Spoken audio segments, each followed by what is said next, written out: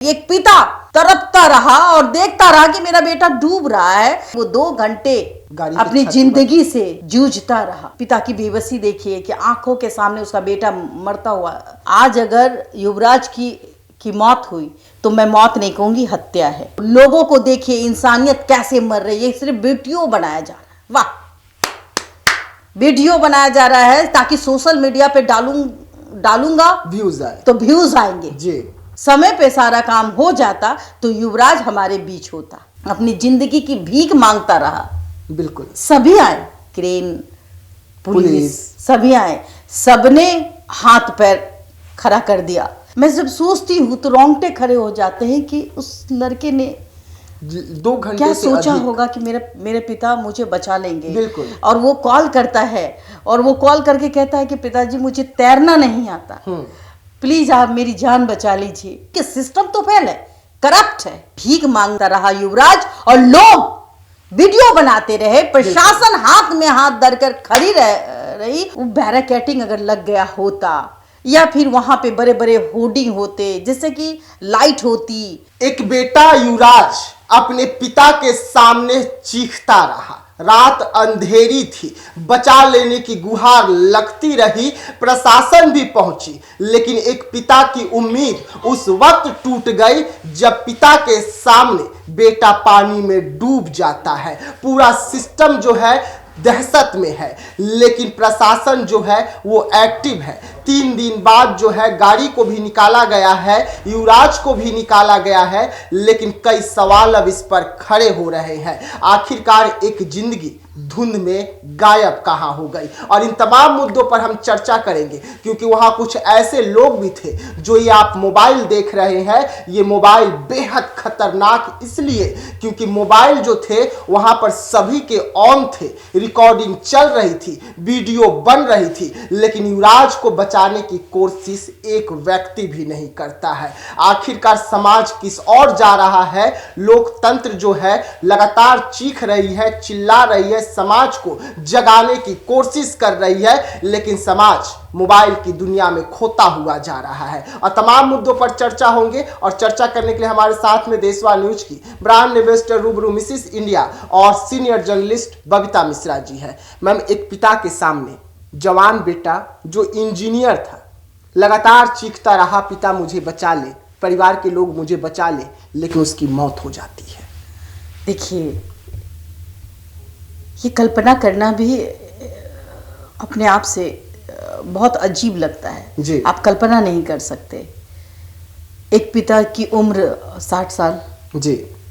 अब वो ये सोचता है कि हमारा बेटा इतना बड़ा हो चुका है, इंजीनियर है, अब वो घर में खुशहाली ला सकता है, हमारे बुढ़ापे का सहारा हो सकता है। हाँ, जो एक बूढ़े पिता ने अपनी आंखों में देखी है। लेकिन बात मैं कहूँगी कि सिस्टम भी बेकार हो चुका है। जो रोड का काम चल रहा था और काम चलते चलते जहाँ पे लाइटिंग होनी चाहिए वहाँ लाइटिंग नहीं थी, जिसके वजह से देखिए अभी ठंड का समय है, धुंध है और धुंध में जो सामने दिखाई कम पड़ता है, जिसका नतीजा ये था कि डिवाइडर से टकराती है और वो सीधे कार खाई में गिर जाती है, जहाँ 20 फीट से भी ऊपर की पानी होगी। कहा जाता है कि 20-30 फीट पानी थी और वहाँ छड़ भी थे।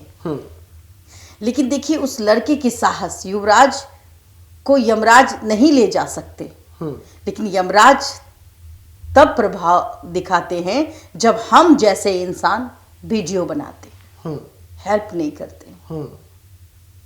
सबसे बड़ा सवाल, मैं सवाल इस तरीके से कहूंगी कि सिस्टम तो फेल है, करप्ट है। चाहे वो वहाँ के जो ठेकेदार होंगे, जो इतनी बड़ी बड़ी कंपनियां जो ठेका लेती है, रोड बनाने का काम करती है, और जब वो आधा अधूरा रोड बनाकर छोड़ देती है या फिर उनमें कोई बैरिकेडिंग नहीं लगाया जाता है और सेफ्टी पॉइंट का कोई तरीका नहीं दिया जाता, ये भी नहीं बताया जाता है कि भाई अगर फॉग लाइट है तो उसमें एक एरो बना दिया जाए, वाइट पट्टी लगा दिया जाए, जिससे कि अगर धुंध है तो वो देख ले कि वाइट पट्टी के सहारे हम ये पता चल जाए कि वो जो है डेंजर। हाँ, ये नोएडा की घटना है जी। और सबसे बड़ा सवाल है कि उस लड़के की जीने की इच्छा देखिए आप। मैं जब सोचती हूँ तो रोंगटे खड़े हो जाते हैं कि उस लड़के ने 2 घंटे क्या से सोचा अधिक। होगा कि मेरे पिता मुझे बचा लेंगे। बिल्कुल। और वो कॉल करता है और वो कॉल करके कहता है कि पिताजी मुझे तैरना नहीं आता, प्लीज आप मेरी जान बचा लीजिए। एक 27 साल का लड़का, उसे तैरना नहीं आ रहा था, वो गिर तो गई लेकिन वो बचा हुआ था, गाड़ी के वो ऊपर चीख रहा था, लाइट ऑफ ऑन कर रहा था, लोगों को बता रहा था कि मैं यहाँ हूँ, लेकिन धुंध के वजह से लाइट सिर्फ दिख रही थी। लेकिन आप देखिए वो 2 घंटे अपनी जिंदगी से जूझता रहा, अपनी जिंदगी की भीख मांगता रहा। बिल्कुल। सभी आए, क्रेन, पुलिस, सभी आए, सबने हाथ पैर खड़ा कर दिया, कहा कि भाई धुंध है, वहां कैसे जाएंगे, ये होगा, छर है। पिता की बेबसी देखिए कि आंखों के सामने उसका बेटा मरता हुआ दिख रहा है, वो समझ नहीं पा रहा है। और लोगों को देखिए इंसानियत कैसे मर रही है। सिर्फ वीडियो बनाया जा रहा है, वाह, वीडियो बनाया जा रहा है ताकि सोशल मीडिया पे डालूंगा व्यूज आए तो व्यूज आएंगे जी। पहले ये मर तो जाए, ये डूब तो जाए। इंतजार कर रहा कि 2 घंटा क्यों लग रहा है, उससे पहले डूब जाए। कई लोगों को तैरना आता होगा, क्योंकि पुलिस वाले हैं, कुछ उसमें अधेड़ उम्र के हैं, कुछ ये है, वो कहे होंगे कि भाई रात में नहीं दिखाई दे रहा होगा, लेकिन एक लड़के ने हिम्मत दिखाई जी। वो एक गरीब का लड़का था, हाँ, वो डिलीवरी बॉय, लेकिन तब तक बहुत देर हो चुकी थी। जाहिर सी बात है कि 2 घंटे तक अपनी जिंदगी की भीख मांगता रहा युवराज, और लोग वीडियो बनाते रहे, प्रशासन हाथ में हाथ धरकर खड़ी रही। उसके पास क्रेन होने के बावजूद भी उसको समझ में नहीं आया हम कैसे डूबेंगे भाई, यहाँ तो नीचे पानी के अंदर बड़ा बड़ा सरिया है, ठंड है, ठिठुरता ठंड है, हम ही मर जाएंगे।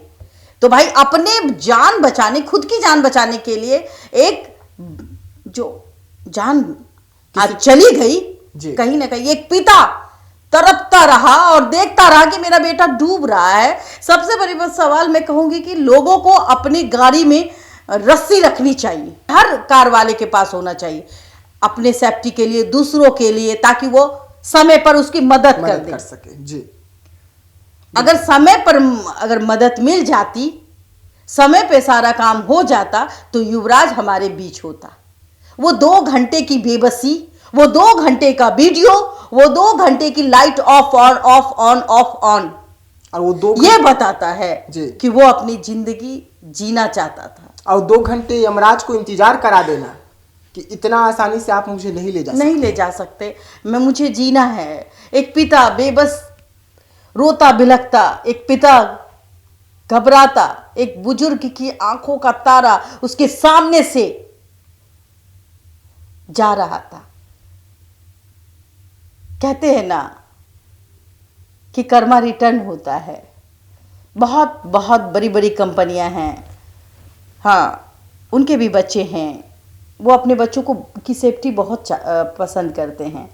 भगवान ना करे, वेदांता ग्रुप के मालिक जी, उनका बेटा आज नहीं रहा, पिता के आंखों के सामने से चला गया, तो वो संपत्ति तो यहाँ की यहाँ रह गई। लोग संपत्ति के लिए इतने व्याकुल हो चुके हैं, इतना पैसा वाला बनना है, गरीबों को जीतना है। हमारे ही टैक्स के पैसे से ये रोड बनती है, ये पुल पुलिया बनती है, हमारे ही टैक्स के पैसे से पढ़ाई लिखाई होती है गरीबों के बच्चे को, और हमें ही सेफ्टी नहीं मिलती जी। आज अगर युवराज की मौत हुई तो मैं मौत नहीं कहूँगी, हत्या है, ये हत्या है, सिस्टम की फेलियर है। बिल्कुल।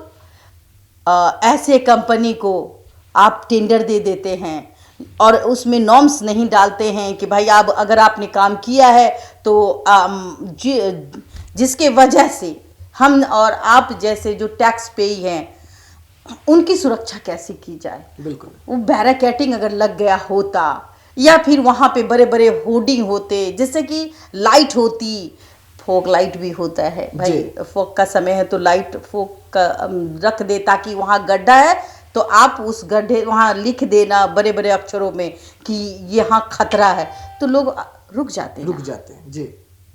आज युवराज जिंदा रहता। जबकि युवराज से कुछ दिन पहले भी वहाँ एक्सीडेंट हुआ था, एक ट्रक वहाँ पे जाकर गिरा था, उसके बाद दूसरा घटना युवराज का होता है, बस 1 हफ्ते की दूरी रहती है। सबसे बड़ा सवाल, जब घटना घट जाती है तो प्रशासन की आंखें खुलती है।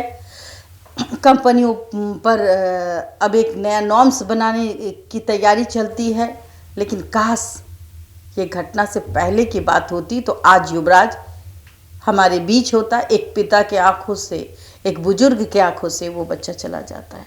क्या कहूँ मैं। बिल्कुल। जब मैं उस वीडियो को देखती हूँ, जरा उस वीडियो को देखिए, उस पिता का दर्द देखिए। और बेचारे 2 घंटे के बाद वो एक शख्स जब पानी में उतरता है उसे भी नहीं मिलता है, क्योंकि धुंध बढ़ चुकी थी।